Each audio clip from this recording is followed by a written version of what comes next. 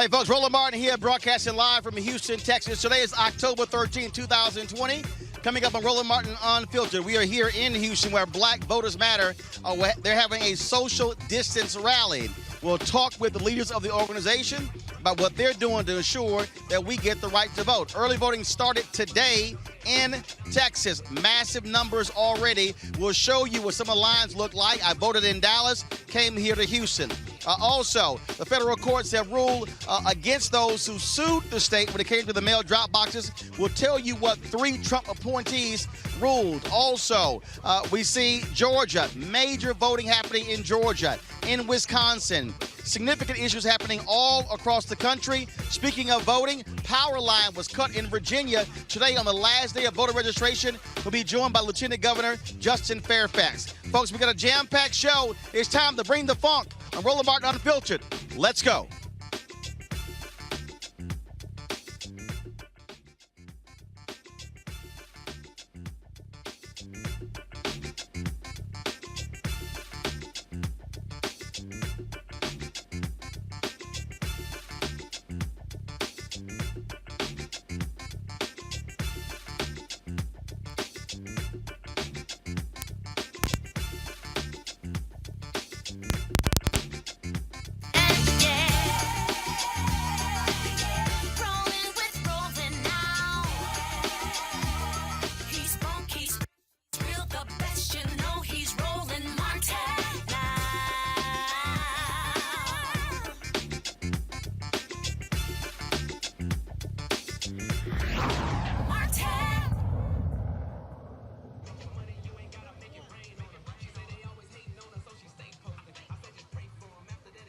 Hey folks, Roland Martin here, broadcasting live from Fountain of Praise Life Center here in Houston, Texas, where the Black Voters Matter, their bus just drove up into the parking lot. This is a social distance rally that's taking place here in Houston. What we also see is do this here. If y'all could actually pan that camera and pan it that direction, that camera right there, pan it over there. You also see the TSU drum line.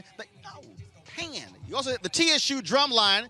They're also here, and so we're going to be sitting here. So you see they're coming in as well. And so, of course, early voting started today in Texas. It started today in Texas, and so folks have been voting all across the country. But today in Texas. Here's what happened. They were supposed to take place on October 19th. The governor moved it up 6 days, and so they've been, of course, seeing all sort of changes happening in this state. Republicans doing all they can, again, to impact African Americans when it comes to voting. Again, so like I told you, you have the bus that's right here. We'll be chatting with, of course, Cliff Albright.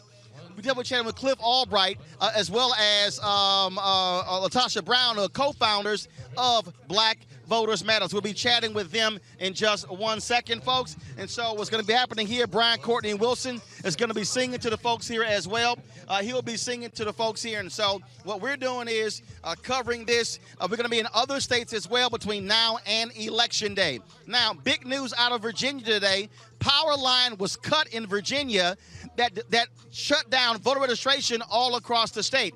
Joining us right now, Lieutenant Governor Justin Fairfax. He joins us at Roland Martin Unfiltered. Lieutenant Governor, can you hear me? I can hear you, Roland. Thanks so much for having me on. All right. So exactly what happened today in Virginia? Roland, today, as you mentioned, we had a line that was cut that cut off access to our voter registration online services for voters all around the Commonwealth of Virginia. And so when I saw that this morning, I was the first one in the state to call for us to have an extension of the voter registration deadline, which is today, October the 13th, because we don't want any voters to lose out on their opportunity to cast their vote, to have their voices heard. And so it's unfortunate for something like that to happen on any day, but particularly on a day like today. So I'm working with the governor, with the administration, and our Department of Elections to make sure that we are allowing everyone who wants to be able to register to vote and cast their vote to be able to do so. And so one of the things we're dealing with here, we talk about going on, folks are saying you accidentally cut the power on the last day of voter registration, saying, and the people were suspect in Louisiana when they had the first day of National Voter Registration Day, and all of a sudden the website went down. Right. I think that when it comes to something as important as voting, and because of the history of what we've seen around voter suppression and the disenfranchisement of voters, particularly black and brown voters throughout the nation, particularly throughout the South, we've always got to approach this with skepticism, with really an inquisitive mind, and make sure that some of the same old tricks that we've seen before are not being played. And so I've been on the phone with folks in our government. I'm told there was a construction crew that accidentally cut this line, but we're going to make sure that we get all the facts, that we get to the truth, and most importantly, that we allow people to cast their ballots. Virginia is seeing a surge in early voting here. We made the laws such that people could more easily cast their ballot in early voting. 45 days of early voting. I voted on the very first day of the early voting period, which runs through October the 31st. You no longer need a photo ID to vote in Virginia. And so we have done so many things to make it easier for people to cast their ballots. And we now have over 1 million voters in Virginia who have already cast a ballot. And we're leading the nation in early voting. And so we don't want any of the same old tricks that we've seen played time and time again on voters, particularly on communities of color, to be played again. And as long as I'm Lieutenant Governor of Virginia, I'll be vigilant in making sure that we don't have those repeats of the past. All right, Lieutenant Governor Justin Fairfax, we certainly appreciate it, sir. Thanks you very much for joining God bless us. you. All right, let's go to our panel here. Joseph Williams, senior editor for U.S. News and World Report. Along Victoria Burke, she writes for NNPA, also works with Governor Justin Fairfax, and also Kelly Bethea, communications strategist. Joseph, I'll start with you. I mean, this is sort of the nonsense folks have been talking about. When we talk about voting, these sort of issues happening, again, mysteriously on the last day of voter registration in Virginia, critical state when it comes to this election. That's the stuff that we have been seeing happen constantly. And so folks are saying, how can I trust this process? Well, it's not only how can you trust the process, it's the fact that you have the president of the United States who's actively sowing confusion about that. So when you have him say, well, I'm not going to trust the vote, everything's going to be rigged unless I win, that filters down not just to his people, but to everybody. Everything is suspect. Everybody is anxious and on edge because we don't know what will happen. And what Lieutenant Governor Fairfax said there was very accurate in that we've seen shenanigans like this throughout history, except this time it's much, much worse because you've got a guy at the top who's actively said that he is not going to accept any other result than one that puts him on top. So it's sowing confusion. It's having a bad effect. And it's having a ripple effect. And compounding that is seeing line upon line upon line of people who are waiting to vote, bad decisions by the courts, making it harder to vote. And it all goes back to the same thing. The Republicans believe that if they can't win on the ideas, they're going to win by making it more difficult for people to vote. All right, Joseph, give it 1 second. So what we're going to do is we're going to actually go to the stage here. They're about to sit here. And, of course, started the program. Monique Presley, you often see her on the show. She, of course, is opening this program. And so the Black Voters Matter, they started a rally. They did a rally all around, driving a caravan all around Houston. And so right now, the TSU Drumline is about to perform. So let's check out the Ocean of Soul.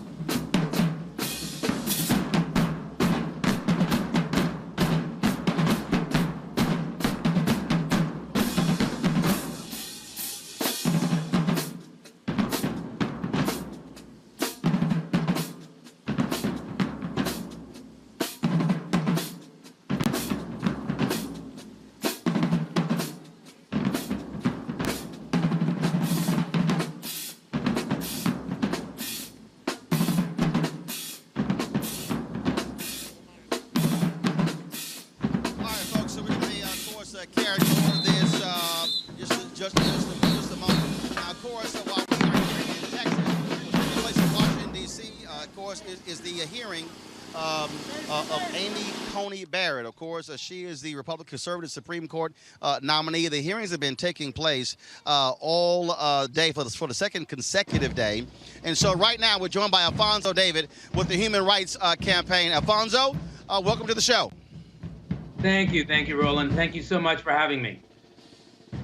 There are several things that we got to talk about that's problematic, if you will, when it comes to testimony today.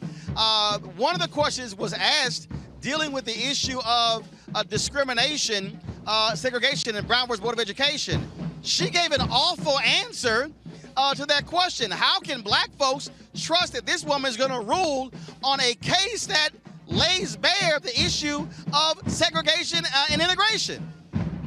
Look, Roland, your point is exactly right. For the last 4 years, LGBTQ people, marginalized groups around the country have been attacked. Been attacked by Donald Trump. They've been attacked by Mike Pence. They've been attacked by Mitch McConnell, who have prioritized power over people. They have prioritized power over people over and over again. Now they are advancing a nominee for the U.S. Supreme Court who we have significant concerns about. Her answers today about stare decisis, her answers today about Brown versus Board of Education, about Roe versus Wade, about Obergefell, those are cases that should not be upset by this new Supreme Court. And our concern is that we are going to see a systematic rollback of fundamental rights and protections that we have taken for granted, things that we have accepted as being the rule of law. So we have some significant concerns about this judge becoming a justice on the U.S. Supreme Court. Well, not only that, Senator Dianne Feinstein asked her a series of questions as it related to the issue of Roe v. Wade, and she said, well, I can't speak in hypotheticals, but she signed a newspaper ad where she said, essentially, get rid of Roe v. Wade. Why are we even having these ridiculous conversations? We know exactly what her view is on this issue. Amy Coney Barrett has gave us a roadmap. As a law professor, as a judge, she has expressed skepticism about a woman's right to choose. She has expressed skepticism about marriage equality. She has sidestep questions about preserving LGBTQ protections. And you're exactly right. And another example, in today's hearing, she wrongfully reduced sexual orientation to being a preference. That was a deliberate word selection that she used as a dog whistle to signal someone's sexual orientation. We knew this would be the case with her.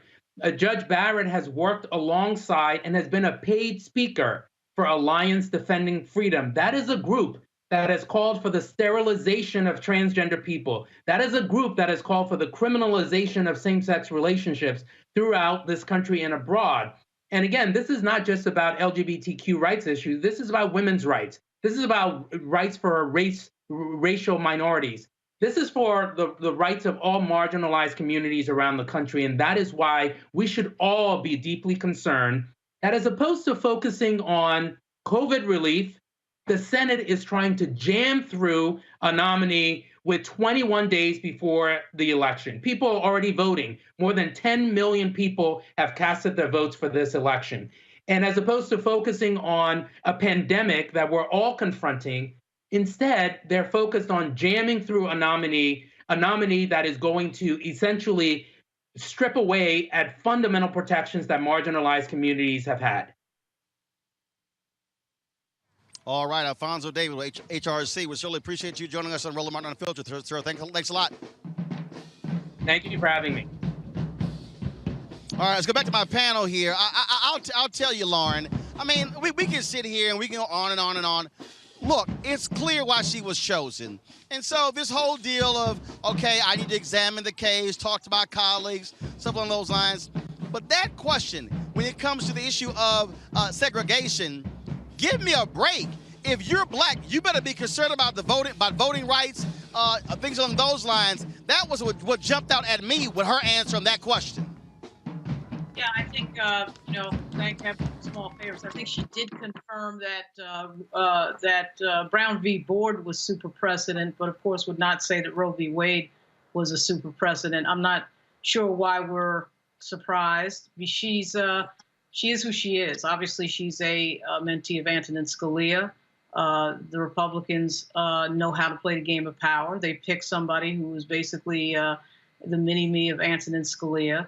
The Democrats figured out a way to not have two Supreme Court picks, and we find ourselves 21 days before the election basically having somebody who's exactly like Antonin Scalia about to be picked for the court. So we do go through this kabuki dance of the hearings, which we always do, of the conversation back and forth, but everybody understands that basically what we're doing here is we are reaffirming what we already know. She's an extremely conservative jurist. She will, in fact, I think, try to rule in a way that destroys the Affordable Care Act, and she will be an extremely conservative justice. So the idea that it should be surprising on any level at this point, I think the big thing for them that they've always wanted to get after the Federalist Society and all these other groups, of course, is Roe v. Wade, and I suspect that the minute she takes the bench, that's the case that they'll try to put forward. Kelly, look, the whole thing here, Kelly, let's just be real clear. When we begin to look at this decision, there's a reason why conservatives want to push this on. There's never been a Supreme Court hearing and a confirmation this close to an election. It is abundantly clear what her job is going to be. I mean, that's not something that needs to be up for debate, right? The whole reason that she has been chosen is because, like everyone has been saying on this panel, is that she's basically a mini Scalia. And I think that a lot of people, even the people who are trying to push this nomination through, are going to be in for a shock when she actually gets on the bench. Because if you know, excuse me, if you know anything about Scalia's jurisprudence and how he viewed the law, he was a strict fundamentalist. And it's ironic that a white woman would be following the footsteps of a man who is that strict when it comes to how the Constitution is to be followed and obeyed, in that the Constitution was written for rich white men. That doesn't apply to her at all in any category except white. So for me, it's going to be very interesting once she gets up there and to say and purport that she is Scalia's protege. If she's really his protege, she's going to have to actually go against her own interest on this bench. Beyond Roe v. Wade, beyond Voting Rights Act, beyond any LGBTQ plus issues, she's going to be literally going against herself.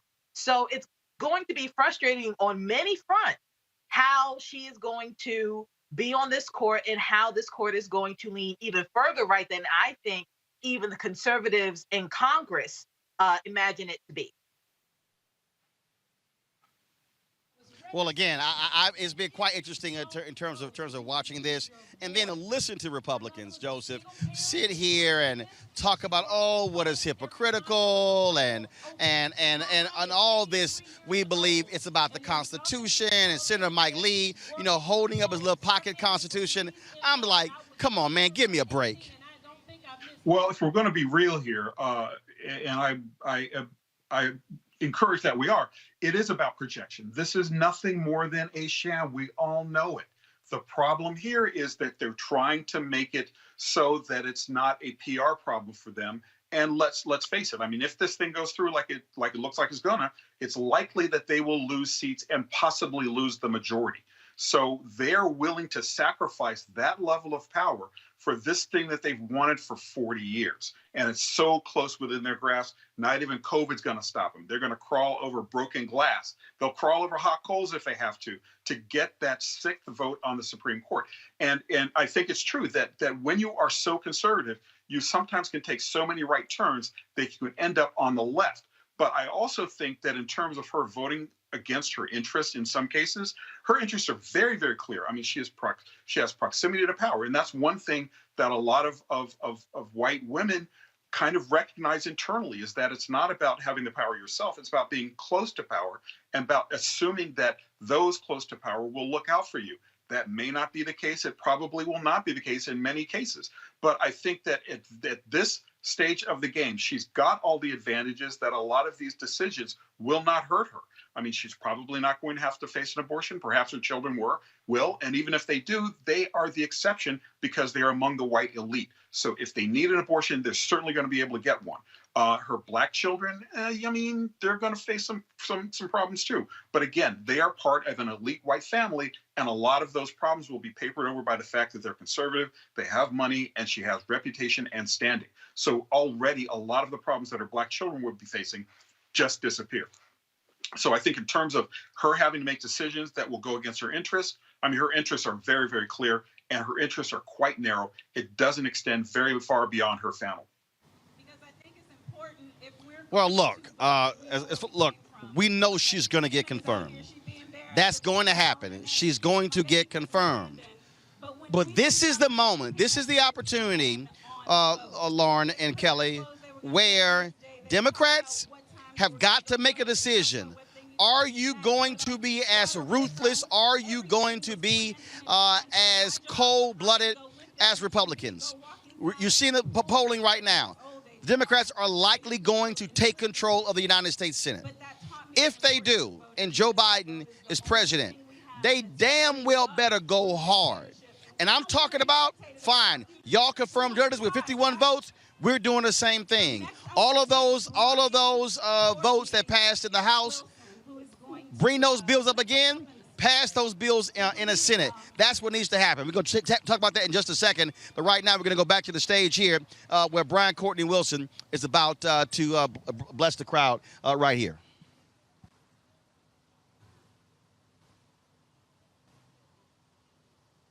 If you know the Lord is still our help, regardless of what we may be facing down, will you show some sign, wave a hand, as if you know the seed of faith that you plant with your vote is going to be met with miraculous manifestation. If you believe it, show some sign.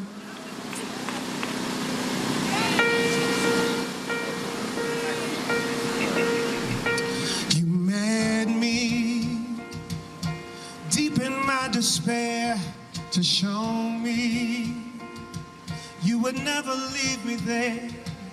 You claimed me 'cause I was made for so much more. I am your child, and I'm worth fighting for. Though heavy with the weight of my mistakes, you carried me and refused to let me sink under the pressure. You meant for me to soar. I am your child, and I'm worth fighting for. Eyes haven't seen, ears haven't heard all you have planned for me.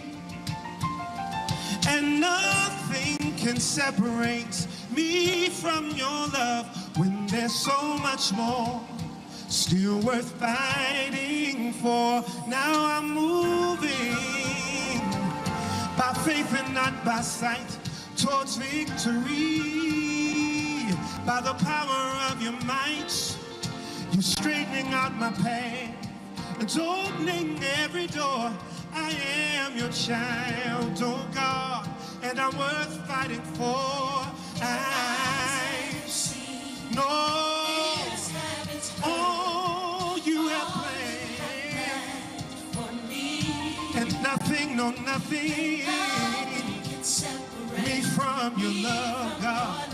When there's still worth fighting for. Eyes haven't seen, ears haven't heard all you have planned for me, and nothing, no nothing separates me from your love. When there's so much more worth fighting for, and that's why I'm pressing towards the mark, because the calling on my life is worth fighting for, and I keep my mind stayed on my King, because the peace it brings is worth fighting for. And I'll be faithful for my wife and children, because my family, yes, it's worth. Know this world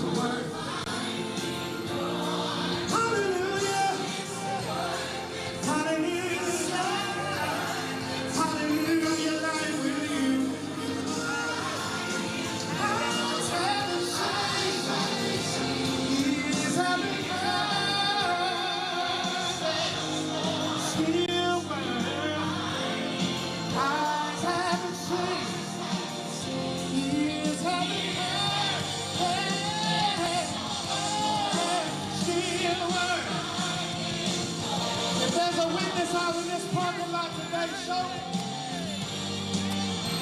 there is so much more. Thank you, God. Thank you, God. Thank you, God. Y'all feel like singing it one more time, declaring it, loosing it, speaking it, believing it. Eyes haven't seen, ears haven't heard, all you have planned for me.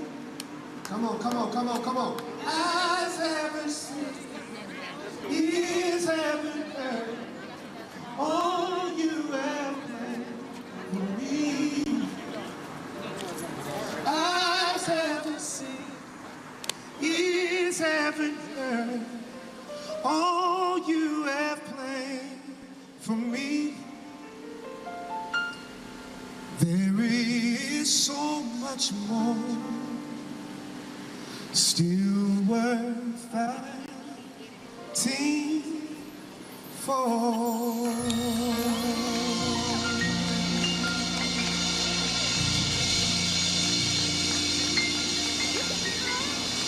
Do y'all mind if I stay here for a minute?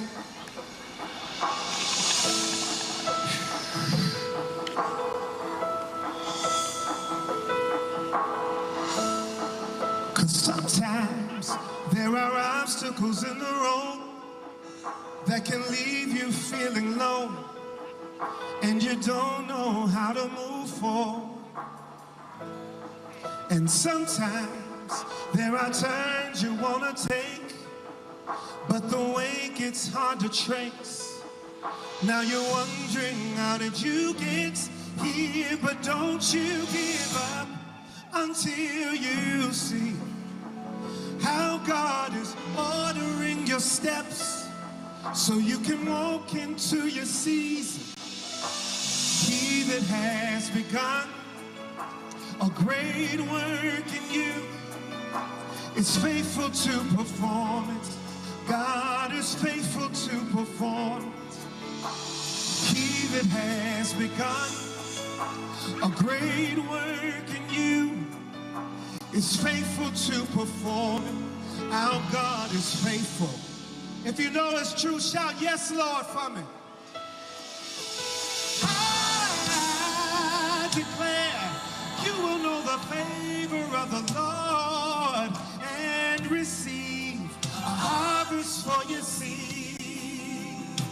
And in due time, God will blow your mind with what he planted inside of you to bless the world as it blooms. He that has begun a great work in you is faithful to perform it. God is faithful to perform it. Oh, he that has begun a great work in you is faithful to perform it.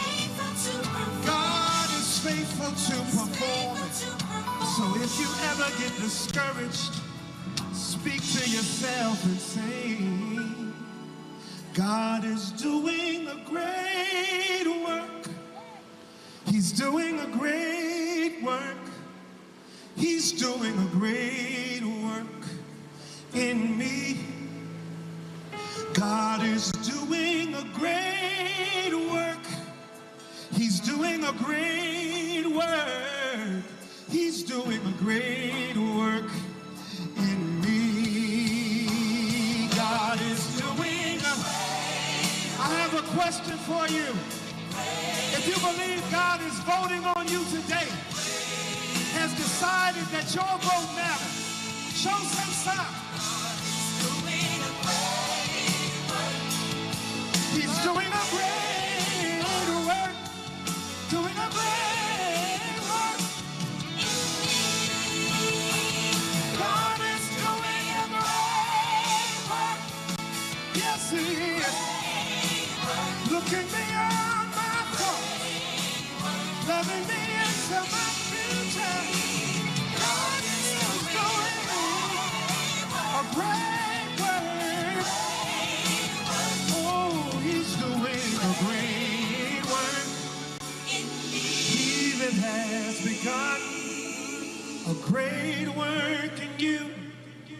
is faithful to perform. God is faithful to perform it. If you're gonna persist until it's finished, show some sign, show me. It's faithful to perform it. God is faithful to perform it. Yesterday, today, and forevermore, we serve a finisher who's mighty to save, mighty in battle. Great is his faithfulness. Great is his faithfulness. So what should be considered as we proceed? That this work did not begin with you. Our mothers' mothers and fathers' fathers planted seeds when we were but the faint notion of a dream in their mind. They hope for a harvest, a legacy, a great work. So may your next step forward help us to connect the dots and see this picture of greatness. In fact, I hear God say that you are his workmanship, his masterpiece, created for such a time as this, for great works, a great work.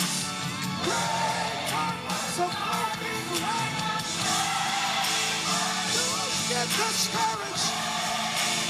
Don't be great. Don't you get weary. Don't be great. Keep marching for justice, because it makes us great in this wonderful world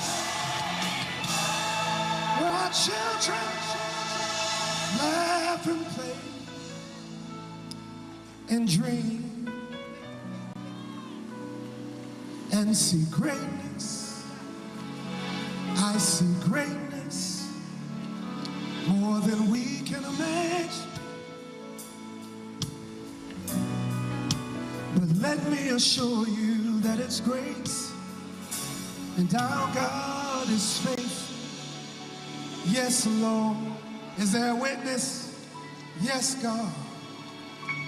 Yes, you're great. Thank you, God.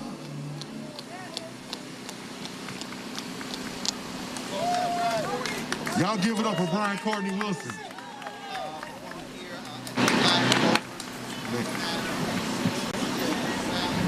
That song almost gonna make me cry every time. Every time.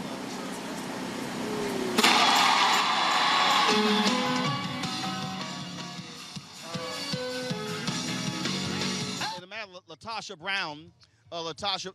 Brown and Cliff Albright going to be speaking to the folks as well, and so we'll be carrying that in just a second. There are a number of things that are going to be also happening all throughout the week. They're going to be here in Texas all week long, actually going to different places. The way they did earlier, they actually had a car caravan that traveled to different early voting locations all across the city. In fact, folks, earlier today, I was in Dallas, and of course, there for early voting that was taking place there. I voted. You see me wearing my sticker right now, and so this is a shot here. This is a shot here of early voting that was at one of the locations there, folks. It was jam-packed all over. I dropped by Friendship West Baptist Church, and let me tell you something. They were there early this morning. The line was actually packed, 7:27. They were lined up.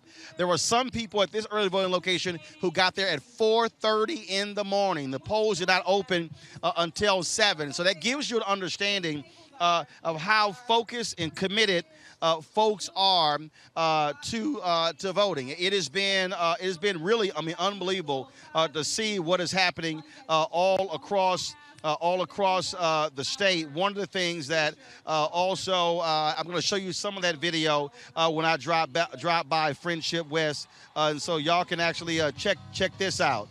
So this is some video here. They have a massive Black Lives Matter banner that's on the side of the church there where we broadcast the show from on yesterday.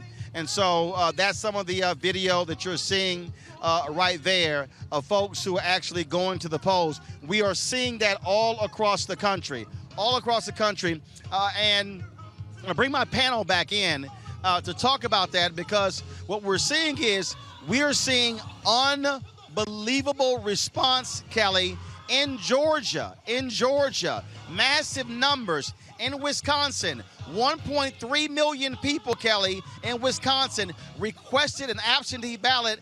More than 50% of those ballots have already been returned. That gives you a real indication of how focused folks are. Now, again, we don't know whether that's Trump supporters or Biden supporters, but we are seeing significant interest in this campaign. Kelly? I absolutely agree with you. For me, it's just very encouraging that we're seeing people vote, period, at this juncture. Obviously, I hope that more people are voting for Biden because we definitely need Trump out of office. But at the same time, compared to the numbers that we got in 2016, I already feel very hopeful and cautiously optimistic that we actually have a better voting turnout and a better reflection of what this country actually wants, both on the popular vote side and the electoral vote side, because there can't be that big of a discrepancy this time. We can't afford it. And I'm just really proud of our country at this very moment because the stakes have never been higher. We're literally in the middle of a pandemic.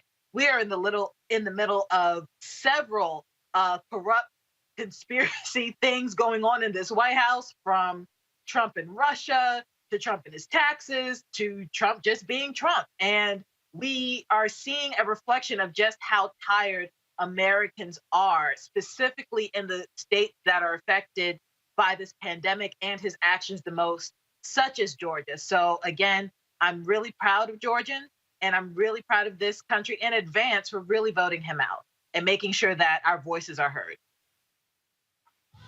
This is some more video here of folks who are in line there today. Folks were excited. And let me tell you something. They were patient. They were waiting. Lauren, it was interesting, the different places where I stopped talking to people. Let me tell you something. Like I say, Lauren, there were people who were there at 4:30 in the morning. That tells you how serious folks are about this election. Right. Well, obviously early voting is setting records pretty much in 3 or 4 states. I think Virginia is still number 1 in terms of early voting turnout. I think they're almost at 1 million, which frankly is unheard of. They did extend the early voting period to 45 days before the election. I really think that obviously this is a result of Donald Trump being in office and crazy, insane things like 2 governors, a plot to kidnap and put on trial, by the way, 2 governors in our country, which is just insane. And we should not just allow something like that to be spoken of lightly. Obviously, when you do have the turnout on one side, it does, in fact, get the turnout out on the other side. So you still have the fact that when you do see, as Roland, you referenced, when you see, Team Blue out, you're going to get Team Red out as well. But, it is stunning to see these lines, knowing what we've already known, since seeing what we've already seen when Stacey Abrams ran in Georgia 2 years ago. Here we are again with these lines. We do understand that means that there's a lot of enthusiasm. We also understand that there's a concerted effort to make sure certain constituencies have to wait in line a long time.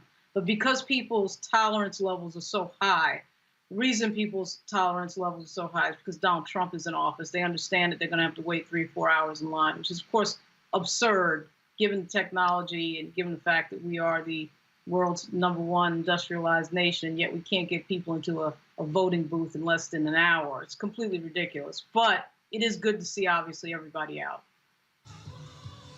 Joseph, one of the things, Joseph, again, look, folks see all the drama taking place with Donald Trump and Republicans when it comes to mail-in voting. People are willing to wait in line. They don't want to do it, but they flat out don't trust the mail system, and they're saying we will be here as long as we need to make sure that we vote. Well, and that goes back to one of your earlier points, which is the fact that there is so much at stake. And part of the issue here is that we could have a Supreme Court that could promote some shenanigans after the election. I mean, we'll just have to wait and see about that. But two things come to mind when I see those lines. The first is, yes, it's incredibly heartening. It harkens back to the 1960s and 50s to know that our people know that this is for real. This is not a drill. This is not something that we can take lightly. And to have voting at such unprecedented levels is very heartening. It's infuriating, however, to have those lines. Yes, we're in a pandemic. Yes, we are having people have socially distanced, and you can only let a certain number of people in the polling place at a time. However, Texas limited the number of boxes, and that decision was upheld today, limiting the number of drop boxes. Virginia having trouble with the lines being cut. Problems in Wisconsin, problems in Pennsylvania. You name a swing state, there is a contest where Republicans are trying to narrow the vote and they're trying to restrict the vote, which is just infuriating, particularly when you understand that they have packed the court, they're about to get another 6th justice, and that even though the vote happens, it's still going to face, we're still in for a long season, perhaps a long winter of really awful, perhaps court decisions that go against the will of the people because Republicans chose not to wait. And they chose not to wait for a reason, because they need to get that 6th vote in there because they know they're facing an uphill battle to maintain control of the Senate. So on the one hand, very, very heartening. On the other hand, infuriating. But the third point that I want to make is that every people have gotten the message that this election must be decisive. In order to defeat Donald Trump, it has to be clear, perhaps not on election night, but certainly getting there close. And that means people have to come out and vote in droves and vote no matter what. So the memo has gotten out to the left and to liberals that this election matters. Do whatever you got to do. First Lady Michelle Obama said it during the Democratic convention. Bring a lunch if you have to, because you know it's going to be long. So people have been mentally prepared for this to be a challenge. And the vote must be decisive in order for Trump to not even have the opportunity to have any shenanigans after the election. The vote must be decisive, and it must be early, and it must be as quickly as we can make it happen.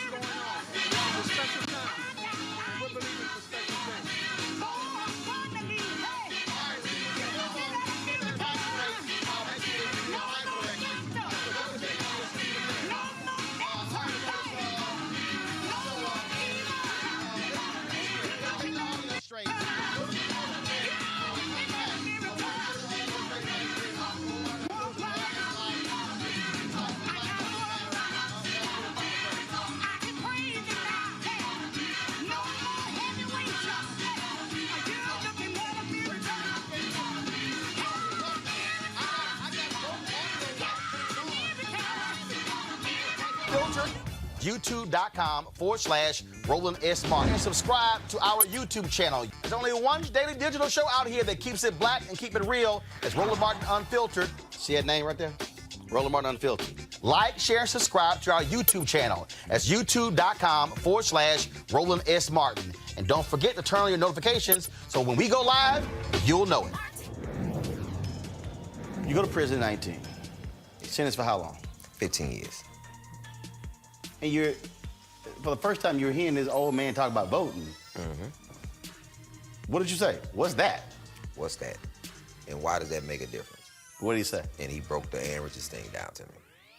About they gonna be stealing money. He said, and his thing was about people getting out. He said, man, a lot of people gonna be here that's not gonna get out because Bush is gonna come in and he gonna set off all these people's sentences just to show that he's tough on crime to get favor with whoever put him in office. Made sense to me once he broke it down. Then I started reading about voting and the importance of voting, just talking with them. Because these are men who probably marched for voting, probably something went wrong in their life, they still ended up in this place. But there was a lot of knowledgeable people there, and I just hung with the old cats that had all this information. Hey, man, when you get out, this is what needs to happen. This is what's not in the community. This is the reason why you're here. You know what I'm saying? You don't see it like this, you know? And I'm like, man, wow. That was deep what you just said. And I'm still young and wild in there. And I didn't understand that these old cats, because I was one of the only young people that was still listening. Like, you can still talk to me. I was still, what you saying? I wasn't at this point where what you said didn't have no weight to me. Like, I wasn't a lost cause. So they came up with this plan unbeknownst to me. I didn't find out about it until they had already accomplished their goal. The man said that I was so wild on this unit, a dude named Blackshaw. He said, we got together, we say, once we get him, then we get the rest of the youngsters. You know what I'm saying? And he said, when I said that, you was on the rec yard fighting when I said it. You are watching Roland Martin, and I'm on his show today. And it's, what, huh? We should have some cue cards. Hey, what's up, y'all? It's your boy, Jacob Lattimore, and you're now watching Roland Martin right now.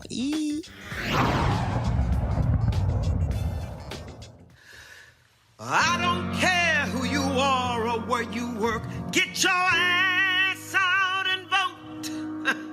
This ain't the election to sit home and lurk. Get your ass out and vote. Get your ass out and vote. Get your ass out and vote. Get your ass out and vote. Get your ass out and vote. Get your ass out and vote. Might want to vote, Jaron. In these streets.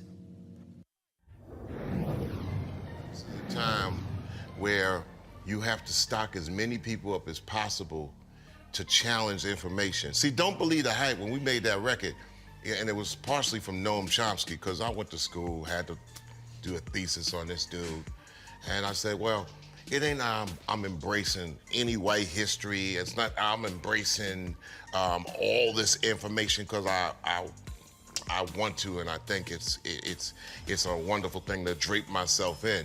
You gotta stock information to challenge information, and the information, sometimes we call it BS. If you don't know nothing, how you gonna challenge something that's coming at you? Right.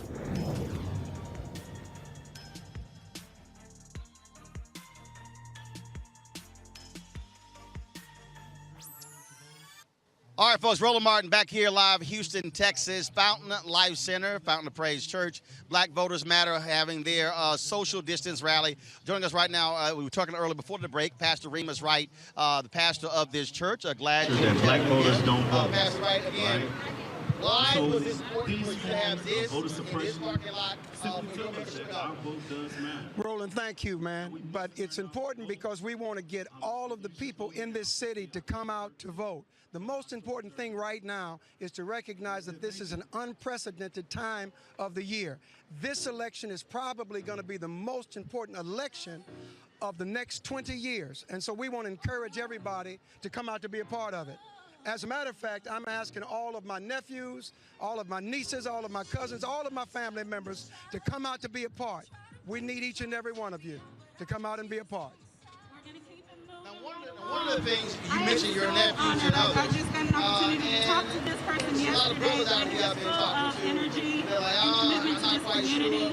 Why should From the brothers Eastern Society for Change, the power of their Mr. vote? Carl Sisters Davis, and he has some special guests with him that he'll Talk tell to you the about. brothers about why they need to be involved in this election. Brothers need to be involved because we recognize what happened to black men in exponential rates. I mean, you know, when you think about the various crimes that are occurring, when you think about the systemic racism, when you think about the brothers that are dealing with police brutality and various police issues, it's time for us to make sure that we can make our vote count. So we want to encourage all of them to come out and be a part of this. Good to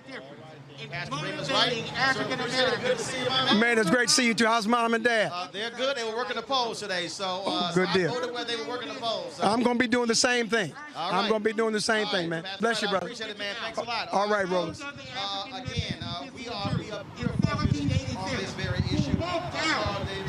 Carl Davis, right now. Carl Davis, he is speaking on stage right now.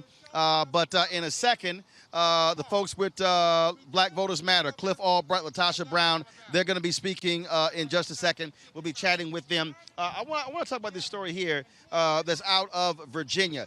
Portsmouth, Virginia, I don't know what the hell is going on there. People are losing their mind. A judge has dropped a case against the vice mayor, Lisa Lucas-Burke, after she was charged with violating the city charter in August. A resident of Portsmouth, Thomas Dubois, filed 2 Class 3 misdemeanor charges against her. He says she violated a section of the city code where she called for the Portsmouth police chief, Angela Green, to be fired over charges that Green filed in connection to the destruction of the Confederate monument. The dismissal prevents the case from going to trial. Lauren, this is the most idiotic thing I've ever seen in my life that's happening in Portsmouth, Virginia, that residents can file charges, and then these folks, you know, we already had them try to go up to the DA, but trying to file felony charges against the vice mayor, what's happening in that city is crazy. Absolutely right. And, you know, the reason that the vice mayor had charges filed against her is because she's the daughter of the reason this is the most powerful black woman in the Commonwealth of Virginia. Full disclosure, one of my clients for communications is the Lieutenant Governor of Virginia, Justin Fairfax. And Miss Senator Lucas is the president pro tem of the Virginia Senate. And quite frankly, Louise Lucas is a very active, very direct voice in the black community in Portsmouth and in Virginia in general. And the people down there know it. They're aware of that. They're aware that her voice is strong. They're aware that she has power. And they went after her and her daughter very deliberately. They used their office to go after them. I mean, it was just right there in broad daylight.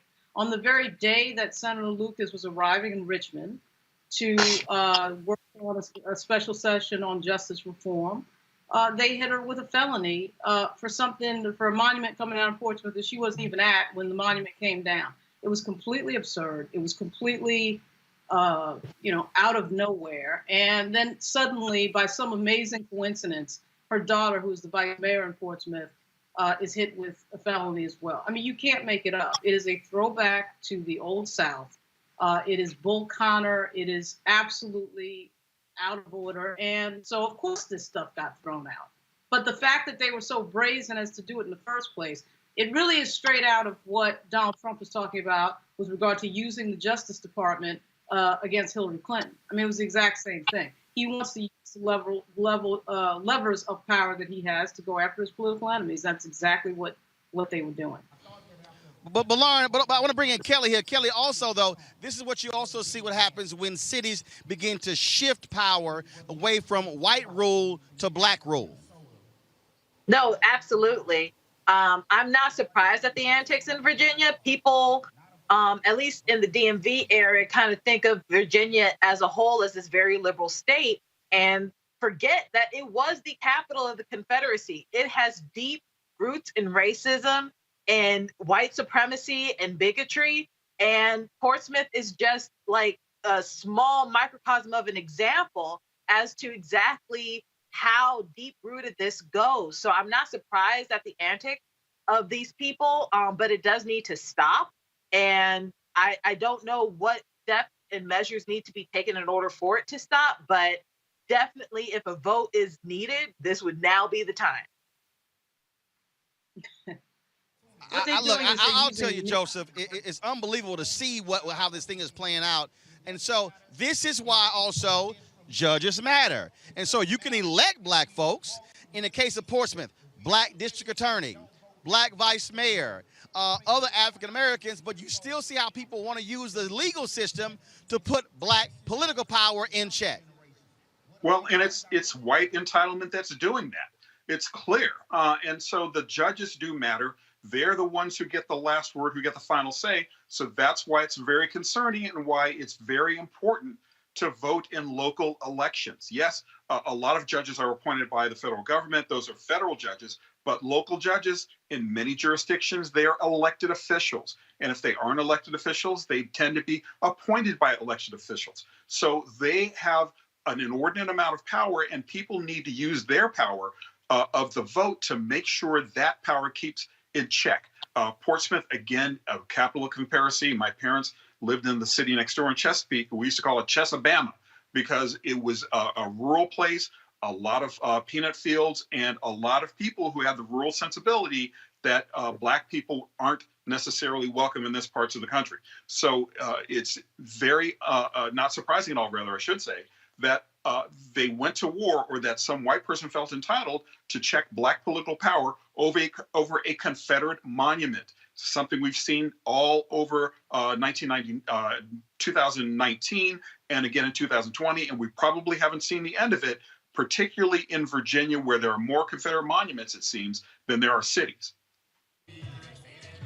I want to also tell y'all about a story here in Galveston County, first of all, which is south of Houston.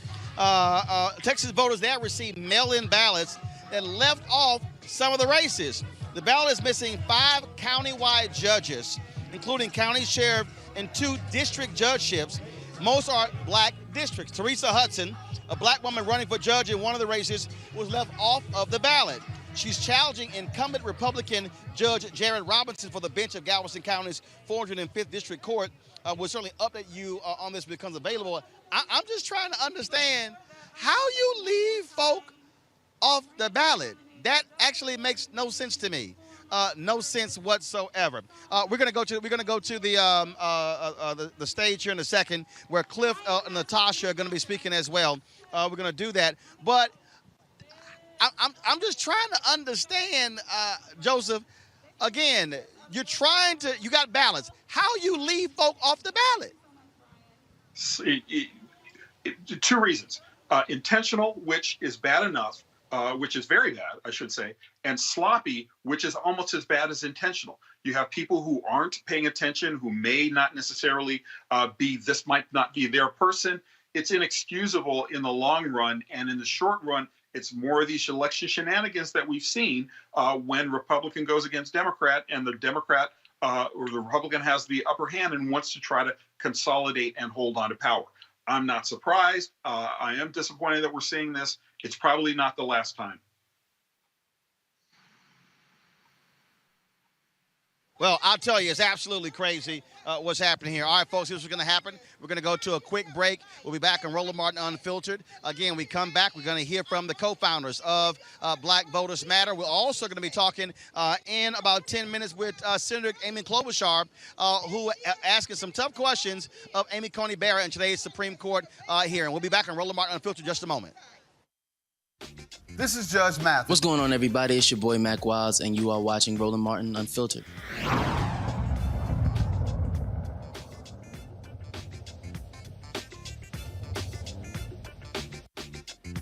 You are watching Roland Martin, and I'm on his show today, and it's what? Huh? We should have some cue cards. Hey, what's up, y'all? It's your boy Jacob Lattimore, and you're now watching Roland Martin right now. You want to support Roland Martin Unfiltered?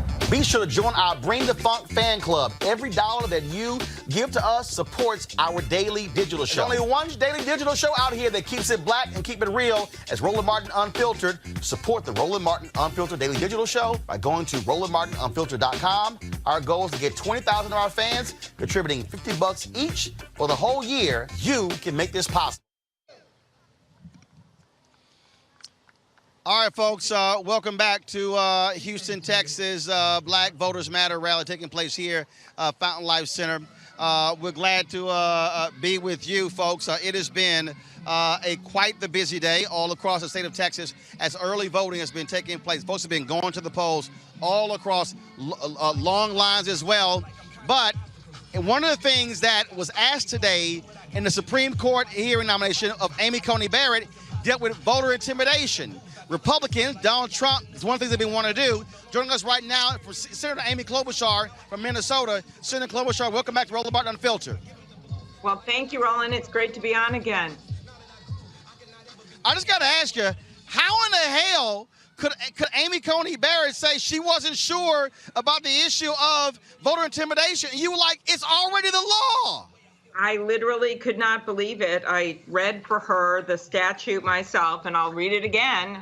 She would not commit. She would not commit to whether she believed in this precedent and that she believed, and she was very vague. And I finally said, 18 U.S.C. 594 outlaws anyone who intimidates, threatens, coerces, or attempts to intimidate any person for the purpose of interfering with their right to vote. And my point to her was this is happening right now, as you know.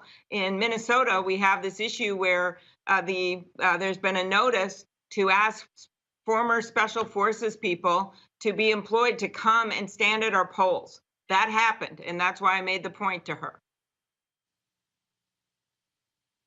Now, obviously, voting rights is also a critical issue. Is that actually going to come up? I know Democrats keep asking about Roe v. Wade, but the Supreme Court is also going to hear a major voting rights case out of Arizona that could gut Section 2 of the Voting Rights Act. That's something that African Americans are very concerned about as well. Exactly. This is right on the Supreme Court's docket. And what I said to her was, you are taking the seat, if that's what's going to happen, and we're doing everything to stop it, but you would be taking the seat of Ruth Bader Ginsburg, who was a key leader when it came to voting rights. As you know, Roland, with the Voting Rights Act, it was Ruth Bader Ginsburg who wrote the dissent, which I called today, in her words, the blueprint for the future, that talked about the fact that if you allow the law to be broken down like this, states, Ruth said, the justice said, are going to literally start enacting voter suppression. And we now know over 20 of them did that all over the place, including a number of states with people that serve on the committee. Senator Graham's state in South Carolina, as you know, they just said, yeah, you got to have a witness still, even in the middle of a pandemic. North Carolina, law enacted there that the higher court said, the Fourth Circuit, that they were discriminating against African Americans with surgical precision. Tom Tillis is on that committee. Then you go down the road, Marsha Blackburn in Tennessee, they're contesting even doing ballot drop-off boxes. And the final one, Texas, a county the size of Harris County, 4.7 million people, and the governor said only one drop box per county, and in every single county, one judge stepped in bravely and said that's wrong, and just yesterday, 3 Trump judges reversed it. That is also most likely going to the Supreme Court. So you can see why having someone like Justice Ginsburg on the court is so important, and it's a very, very strong case to make against this nominee. Senator, another thing that jumps, and I just got to lay it out. All these Republicans keep talking about court packing, court packing. That's what the Republicans have been doing. They've been packing the courts. This is what I got to know. If Democrats take control of the Senate, are Democrats going to be as ruthless, as hardcore, and driving their agenda? Because, look, that's one of the things. Democrats play nice. Republicans are about power. So folks want to know, are Democrats going to use the power if they get the power? Roland, number one thing we're doing right now is trying to win this election. And you know what's happening. You know the numbers with Jamie Harrison in South Carolina, how well he's doing, how well we're doing in states all over the place. That is my focus. And then we will look at all reforms. Of course, I've always said that. I said that when I was running for president. But the number one thing right now, the focus is to win this election. And who is packing the court right now? And I think this gets lost. The Republicans are. They're the ones that have reversed the precedent that they set themselves, that in an election year, that the person who wins the election, the president, the new president, should be able to pick the nominee. They are the ones that are packing the court right now with their disrespect for their own president, as well as precedent, as well as the clear violation of the rule set by Abraham Lincoln, a man of honor, who the last time we had a justice die this close to an election, he said, we wait till after the election. All right, Senator, we got a surprise here. Cliff Albright and LaTosha Brown, they're the co-founders of Black Voters Matter. We're here at their rally here in Houston, and so they were going to come on next. And so, look, they all about voting, so they got a question for you. So, Cliff, go ahead. What's your question? Yeah, hey there, Senator. We're all about voting, but we're also all about power. And so our question is, why is it that the Democrats in the Senate won't use everything at their disposal, all the power at their disposal, to use every parliamentary procedure they can in order to stop this nomination? Well, I think you see us being aggressive, and you see what we've done today and what I did in my examination of this judge. I really pushed on the issues of voting and made it very clear. And actually, as Roland pointed out at the beginning, she wouldn't even agree that voter intimidation was against the law. So that's the case that we're making. And my case is made to the American people to vote.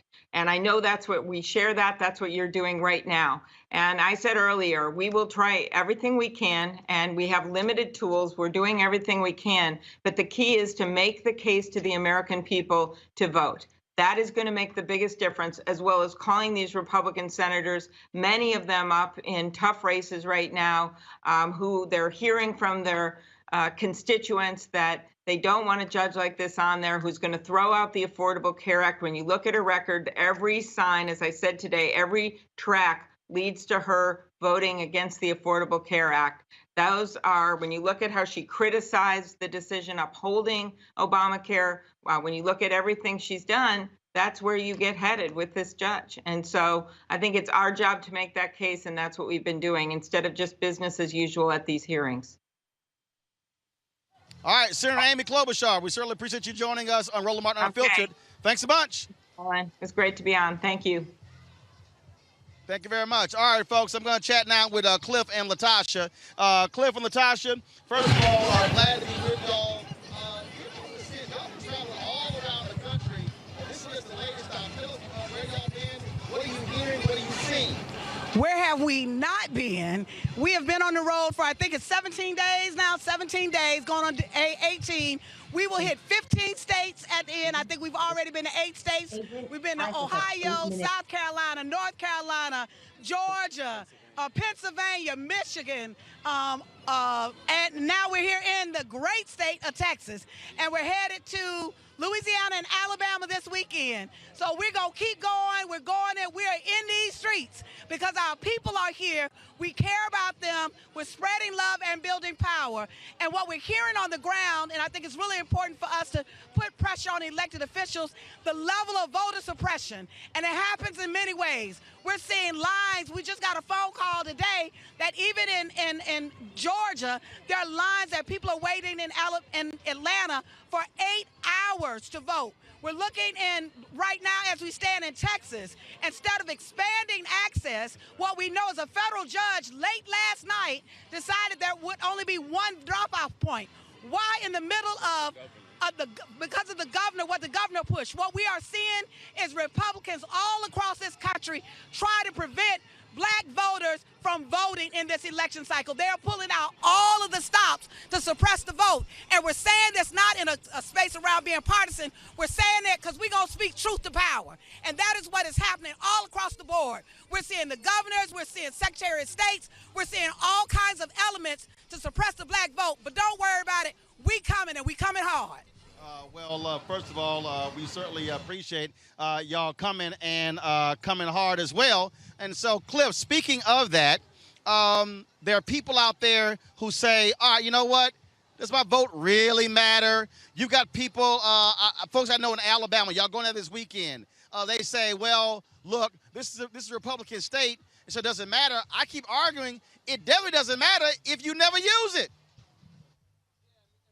This before, right? Our whole story is about this. You know, they said that about us 3 years ago in that Alabama Senate race with Doug Jones and Roy Moore, and they said that, you know, he didn't have a chance. They said black folks wouldn't come out. It was a special election. It was a runoff. It was December, and it's too cold. It's too cold for black folks to come out. It's snowing, and black folks ain't going to vote in the snow. Black folks came out and showed out and made history and sent Roy Moore on home, him and his horse, sent them both home. And so we've done this over and over before. We've been doing it since then. Black folks have been showing out and making a difference in critical races all across this country, and we believe it's going to happen right now, and we believe it's going to happen right here in the state of Texas. We think people are sleeping on Texas, but we think that Texas can shock the world, and we think that Houston has the ability to help this state to shock the world and shock the rest of the country. And so we've seen it before, and we're seeing record numbers, right? Even with all the voter suppression that Latasha talked about in Georgia, we saw 120,000 votes yesterday on Georgia's first day of early voting.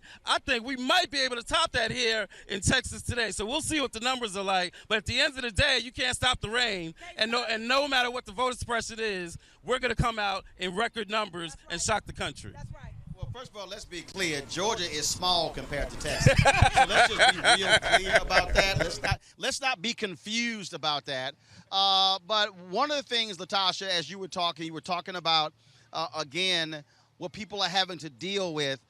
There were a lot of people who were going to do mail-in voting, but then they said, you know what, I'm not trusting this particular process. Now what we're seeing folks say, okay, fine, y'all going to make us stand in line? We're going to wear the mask. We're going to have the distance. We're going to have our hand sanitizer.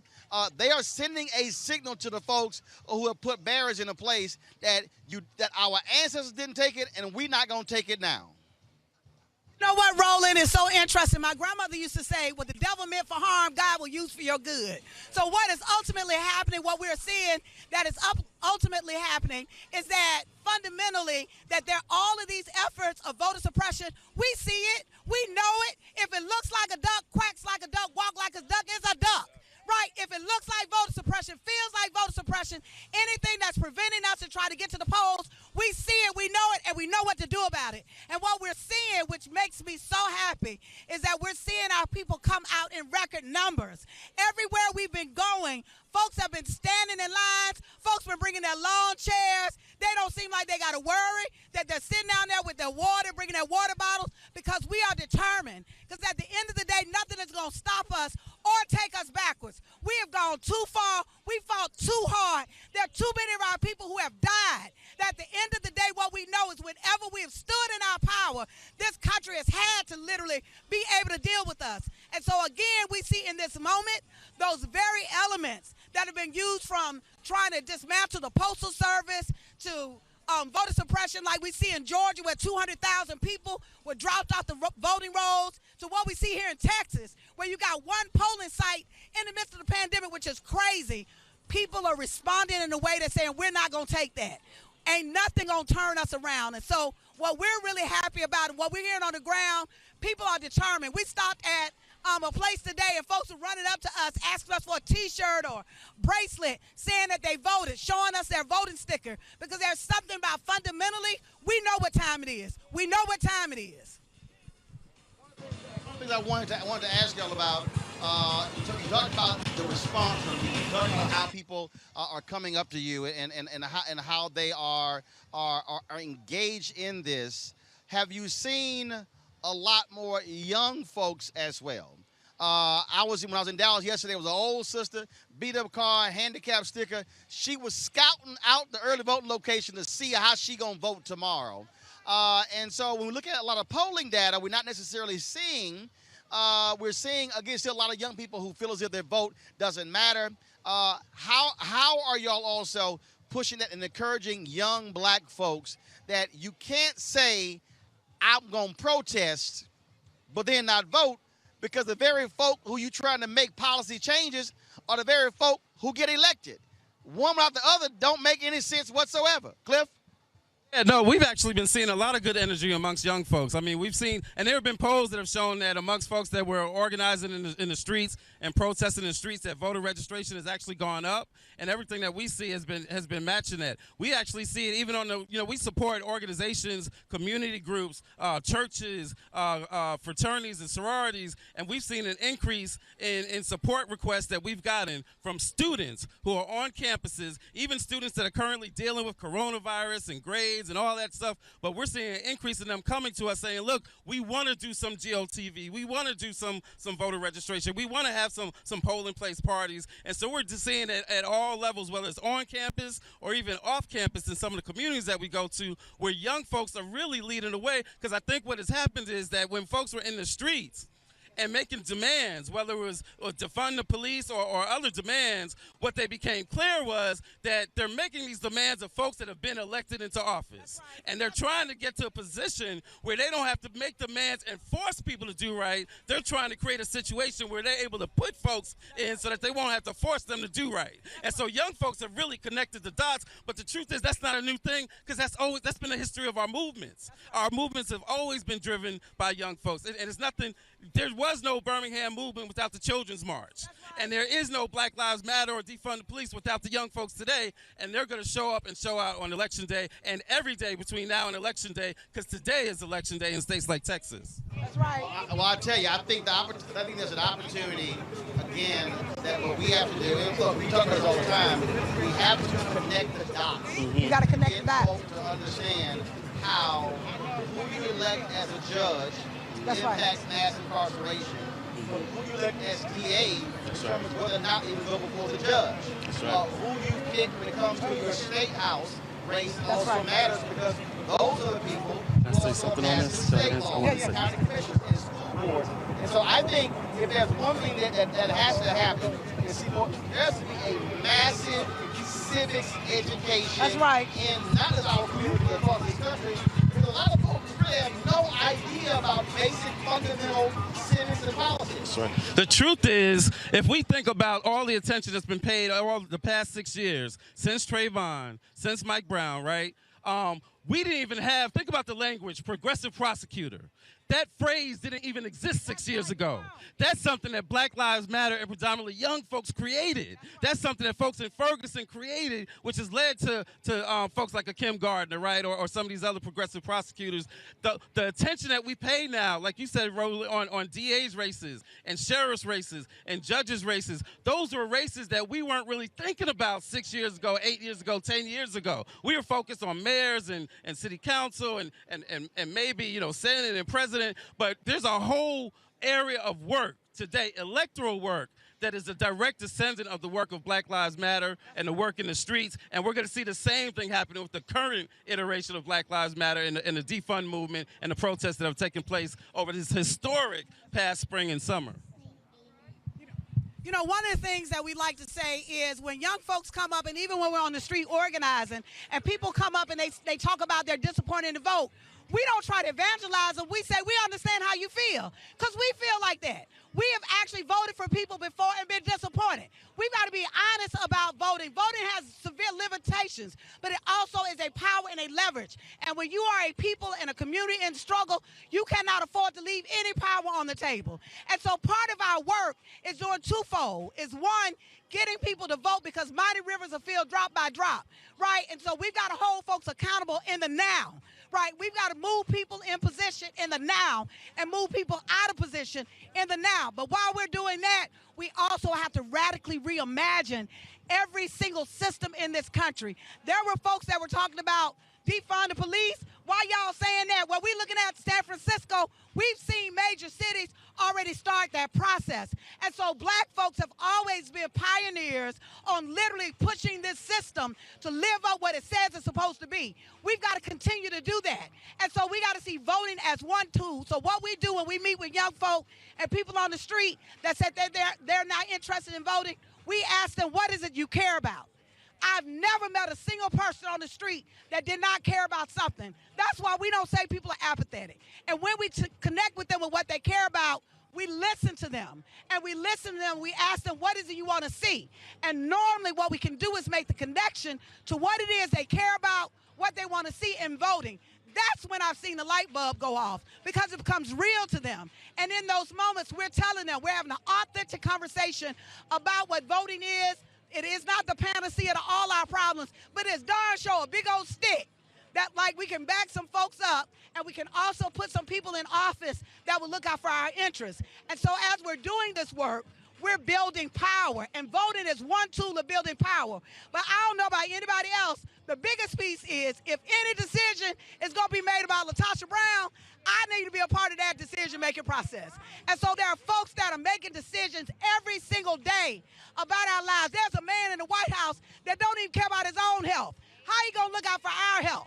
Right, there's a man in the White House right now that don't even have enough sense to really be able to recognize what is happening in this country. And so our people are who are vulnerable right now. And so we've got to look out, not just this is beyond the candidates, this isn't about the political parties for us. Quite frankly, this isn't about the candidates. This is about us. That fundamentally, we have to use every single tool at our disposal to make sure that we're building power and reducing the harm happening in our community. And the truth of the matter is facts, that voting is one of those tools.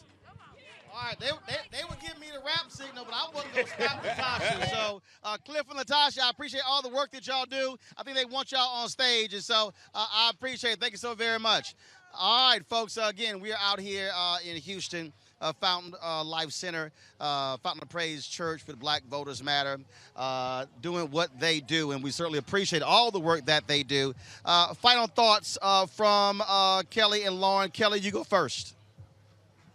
I'm just proud of everything that's happening in regards to this movement, how even though the media says otherwise, I see young people out on the street. I see them garnering attention to get the vote out. I see them dropping their ballots off early. So I think that we will be pleasantly surprised come November if everything goes well. We're still in for a fight because, again, a lot of these states, their votes won't come in until after the election day itself. So we still have to remain vigilant. We still have to be on our toes and just get out the vote, get out the word, and keep the pressure on these politicians to make sure that they uphold what they said they're going to do once they do get into office. And when they don't get into office, put pressure on them again, just in case they try to go out in the community in another capacity. So once again, I'm just feeling very encouraged right now. And I just hope everything works to our favor in terms of getting Trump out of office, frankly. Lauren Victoria Burke, final comment. Yep. Well, I think we're seeing the beginnings of, I think, Trump leaving office. I think the tough period, though, begins, obviously from November 3 to the part where we get to noon on January 20. I just think he's gonna say outrageous things and do outrageous things to subvert the election. And I think it's obvious that he's going to do that. And I think everybody needs to be prepared for that, particularly the media. And as far as voting, we see some states in play that, quite frankly, for the Democrats should not be in play. I mean, Georgia and Jamie Harrison being tied, the Cook report putting him tied with Lindsey Graham should really be impossible. The fact that we see Joe Biden ahead in Florida is incredible. And really, Biden all really needs to do is really flip Wisconsin and Pennsylvania. But it looks like he's got a chance of getting a lot more than that. It looks like he has a chance at North Carolina, Georgia, and Florida. And if that's the case, he might have a shot at 400 electoral votes. So obviously this turnout, what we know historically is that high turnout favors the Democratic Party. So when we see this type of people in lines for hours, that certainly looks good for the Democrats. But, the problem is we have an unprecedented situation with a crazy man in the White House. And we're going to have to deal, I think, with a lot of unexpected things that we've never dealt with before, or really since the 1800s, in terms of what he might do to use that power against the system.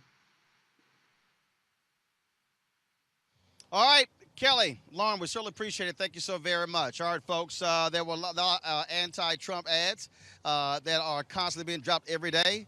Let's roll them. You want to support Roland Martin Unfiltered? Be sure to join our Bring the Funk fan club. Every dollar that you give to us supports our daily digital show. There's only one daily digital show out here that keeps it black and keep it real as Roland Martin Unfiltered. Support the Roland Martin Unfiltered daily digital show by going to RolandMartinUnfiltered.com. Our goal is to get 20,000 of our fans contributing $50 each for the whole year. You can make this possible. RolandMartinUnfiltered.com.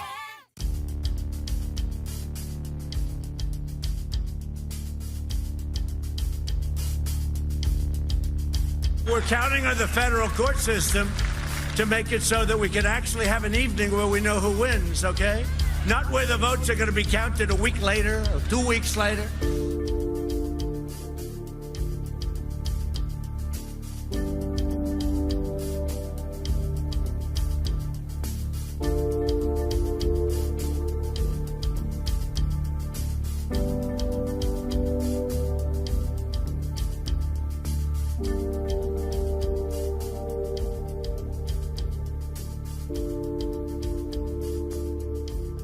You will determine the outcome of this election. Vote, vote, vote.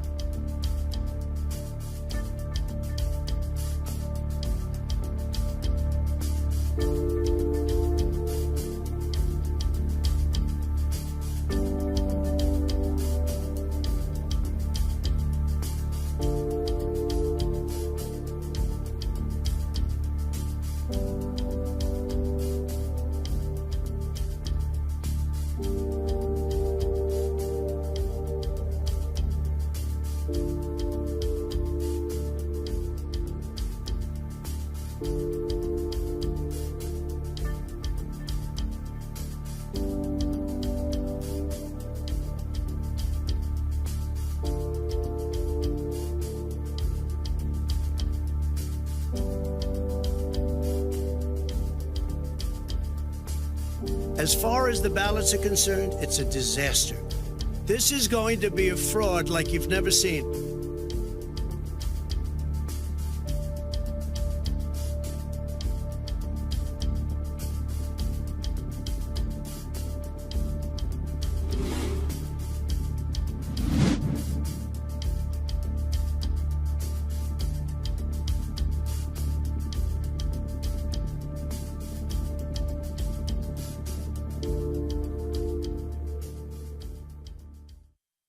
A lot of red flags. Some have been calling him Moscow Mitch. A Russian asset. 2 standalone bills were brought up to try to protect against Russian interference in the 2020 election, and Mitch McConnell blocked them. That is un-American. He is aiding and abetting Vladimir Putin's ongoing attempts to subvert American democracy. Moscow Mitch calls it a hoax. A new bipartisan report from the Senate Intelligence Committee says Russia targeted election systems in all 50 states in 2016, more than previously known. Moscow Mitch said it's a hoax. I have President Putin. He just said it's not Russia. I don't see any reason why it would be. The facts do matter. They attacked our election. The United States remains vulnerable. Moscow Mitch calls it a hoax. All Republicans are all saying Russia is subverting American democracy, and Moscow Mitch won't even let the Senate take a vote on it. The Russians are attacking us, and we must make it stop. Democracy is at stake. Moscow Mitch says it's a hoax.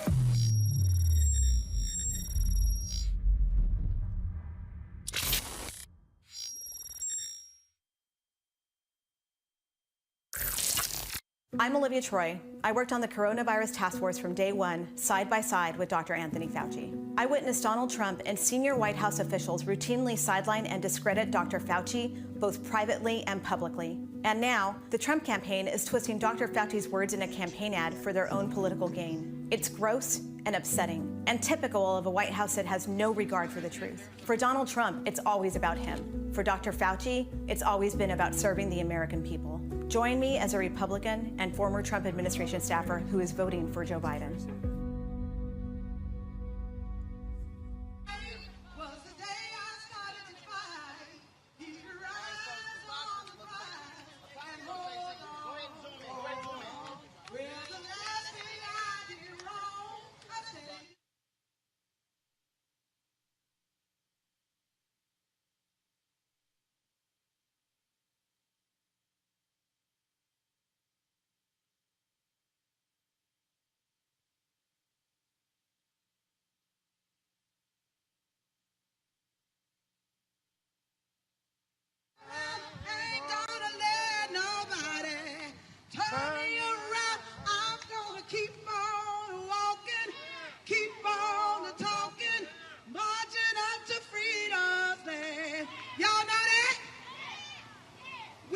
because our grandmothers, I know that song because my grandmama Nellie in 1910 in Orva, Alabama used to sing that song. And she used to sing all of those songs, and I didn't know what they meant at the time. But I know what mama meant now. And so I'm singing that because I want us to remind ourselves. Sometimes we think that this is about something other than what it is. We're here today, y'all, because we want to spread love and build power. And I want y'all to do an exercise with me. I do this everywhere I go. Wherever you are, I want you to close your eyes. Now close your eyes. I'm going to ask you a question. Imagine America without racism. And sit with that for a minute. Now open your eyes. Honestly. How many of you all can see something? We got about 3 people. That everywhere I go, y'all, that's the case. That what can we actually bring into being and we haven't seen? There's nothing that can be brought into being and we haven't envisioned it yet. This mask, somebody had to see this mask right in their mind before they created it. If we are to create this nation in a way that it does not have racism, we got to spend some time envisioning what will this nation look like without it. And so what that means is that all of us, each and every one of you, need to start thinking of yourselves as founders of a new America. What would America look like that valued its people? That literally, when we talked about the health of the economy, it was based on how her people were doing, not the stock market. Anybody want to live in America? How many of you all tired of living in America that's putting children in cages because they got a different passport? That's not a God. You know it's not. There are women who literally right now, who are from different countries that came seeking refuge. And they actually had a hysterectomy without a permission, with our tax dollars. We're looking right now where we're talking about a stimulus package, where Trump is talking about the platinum plan. Yet 80% of black businesses did not get a dime in the stimulus package. And they're expecting 50% of black businesses to close.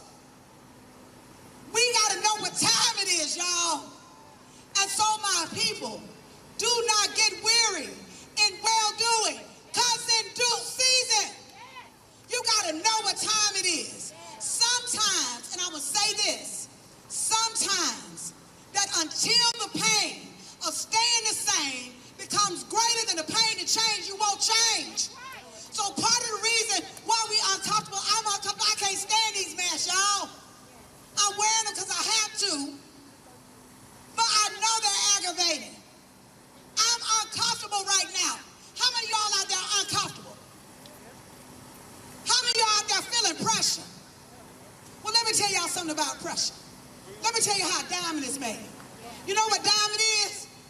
All a diamond is a piece of coal that under extreme pressure and over time becomes a diamond. Let me tell you what glass is. Do you know what glass is? All glass is sand that's been compounded that under pressure becomes glass. What does glass and a diamond have in common? They both have clarity. So it's the pressure of this moment that God can give us clarity on where we got to go and what we got to leave behind. And so in doing that, let's take the discomfort of this moment to be different, to show up differently for our communities, that we're talking about voting, but our work doesn't end on November 3rd. That's just the start, y'all. We've got to operate in our power. If y'all see that bus, you would never see that bus without the words love and power, because we fundamentally, everything in our being, believe that we can transform this world. We got the audacity to believe that we can come up against hate, racism, sexism, all of those things, and we can defeat them when we're standing solely in our love and in our power. Amen? You've seen it. Our people are here right now surviving because there were those that loved us and connected to their power. And so we just want you all to know that you're not by yourself, that we came all the way from Atlanta, Georgia, and y'all, That ain't down the street, right? We came all the way to Atlanta, Georgia, because we wanted you all to know we're going all over this country to remind our people that it ain't the federal government that gives you power. It ain't the political parties that give you power. That God in his very creation of you or who you are, right, that you had power. That I was talking to the brother earlier, that David came up against Goliath, and he only had 5 smooth stones. He only had 5. Y'all, at the end of the day, you come from a line of people that whenever we stood in our power, whether government was with us, whether the parties were with us, things had to change, because if you stand in a space of righteousness, if you stand in a space of power, if you stand in a space of love, everything else got to get out the way. Darkness cannot survive if light comes in the room. And so we've got to be a light into the world. We've got to be a light into our people. As you all are talking to folks about voting, don't speak death into folks. Those cousins, those children in your households, those folks who say they don't want to vote because they don't feel powerful. Your job is to remind them that they've got power and they're agents in that process. Thank you, brother. Come on, Cleve. You've got to remind them. You've got to speak life into them. You've got to literally be able to remind folks that our power does not come from this vote. Our vote is us expressing our agency and the power that we already have inside. And so I want y'all to hit next. I'm going to let you all hear from my amazing brother. Let me tell y'all about this brother. Cliff Albright is a co-founder. This is my brother with Black Voters Matter. He keeps things moving, right? Literally, he's the executive director of the organization. And literally all of the, like, we could not be here without him. Like, I so love this brother and the work that he does and the clarity and the courage. It's something about sisters, we know that this is idea, that sisters keep things, but let me tell you something. So Cliff, excuse me, so talk about the role that entertainers are playing in this election. And y'all know the sisters keep you, y'all know the sisters keep you lying. Y'all know the sisters, so give a shout out for the women right now. But in that space, I want y'all to give a warm welcome to my brother, Cliff Albright, co-founder of Black Voters Matter. Thank you. How y'all doing? All right then. Brian, I appreciate it, my brother. Great job. All right. All right. We got it. All right, we're looking for a new project. But the truth of the matter is, we will. Hold on. All right, folks, let's do this here. So we're going to close this thing out here. I want to thank Black Voters Matter for being here. Fountain of Life, glad to be here. Folks, we want you to vote. 21 days until November 3rd, but voting is taking place right now. We're going to be, of course, focusing on this. I'm flying back. I might be in North Carolina Thursday or Friday. Reverend William Barber just sent me a text, so we'll see what happens. But right now, folks, we want to thank our panel today, Joseph Williams, Kelly, and Lauren as well. And thank everybody for what they do.